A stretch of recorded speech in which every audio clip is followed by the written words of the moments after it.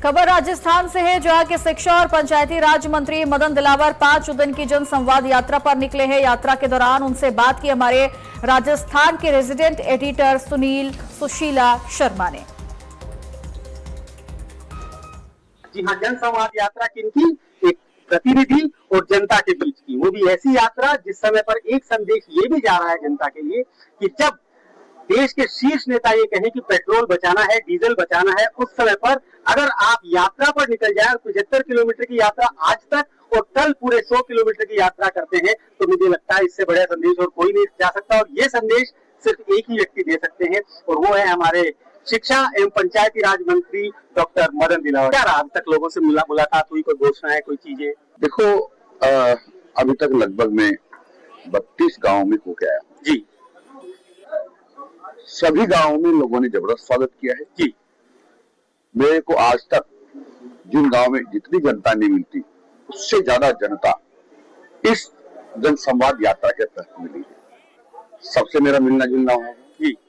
आपको ये जानकर के आश्चर्य होगा कि गांव में हमने जो निःशुल्क राशन मिलता है गरीब लोगों का, तो पात्रता रखने वाले लोगों की लगभग 100% उन्हें पूर्ति कर दी है।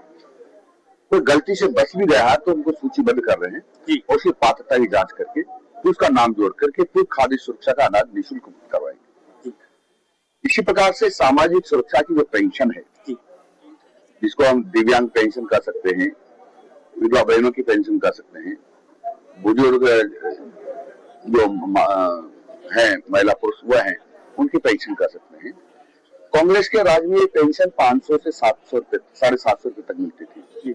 माननीय भजन लाल जी शर्मा जो हमारे मुख्यमंत्री, उन्होंने इसको 1450 रुपए महीने कर दिया है।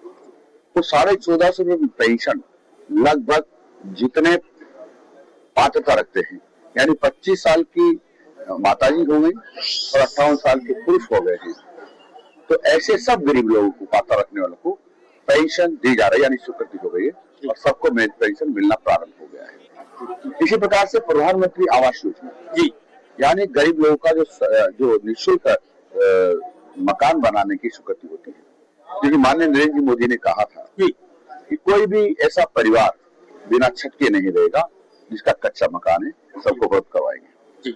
ऐसे भी लगभग सैचुरेशन आ गया है और हमने, मैं कहूँ तो अतिशयोक्ति नहीं होगा, 80 से 90% परिवारों को जो पात्रता रखते हैं सबको दे दिया है और उनकी सूची बना ली है। तो फिर भी छूट गया, मैंने अधिकारियों को कहा है उसकी पात्रता की जांच कर ले और सूची में जोड़ दे और जब भी हमारा पोर्टल खुले तो उसको अपलोड कर रही है। तो मैं, भगवान की कृपा है जी, भगवान का आशीर्वाद है कि मुझे भी लगा था कि नौतपा है, थोड़ी परेशानी होगी, लेकिन कोई परेशानी नहीं हो रही है। मौसम सामान्य सा हो गया है और हम पहले दिन से जो गति थी हमारी, उससे गति हमारी और बढ़ गई है, क्योंकि भगवान ने थोड़ी शीतलता की है। देखो क्या है कि जब देश पर इस प्रकार का संकट आता है और हमारा नेतृत्व इस प्रकार का आह्वान करता है, तो हम सब लोगों की उसकी पालना करने, मैं प्रयास कर रहा हूँ कि उनके आदेश की अक्षरशः पालना हो। जहां तक संभव है कि मैं रेलगाड़ी से जा सकता हूँ, बस से जा सकता हूँ, तो जाऊंगा। ऐसे अवसर भी आएंगे जब उनको गाड़ी का उपयोग करना पड़ेगा, जहाँ जरूरी होगा उसका उपयोग भी। देखो क्या है कि वंदे गंगा जल संरक्षण जन अभियान माननीय मुख्यमंत्री जी ने 25 तारीख से प्रारंभ किया है, जो 5 जून तक चलने वाला है, क्योंकि 5 जून को पर्यावरण दिवस है। हमारा पर्यावरण प्रदूषित होता जा रहा है, ऑक्सीजन की वायुमंडल में कमी होती जा रही है और जब ऑक्सीजन की कमी होती है तो ऑक्सीजन, कार्बन डाइऑक्साइड की अधिकता हो जाती है।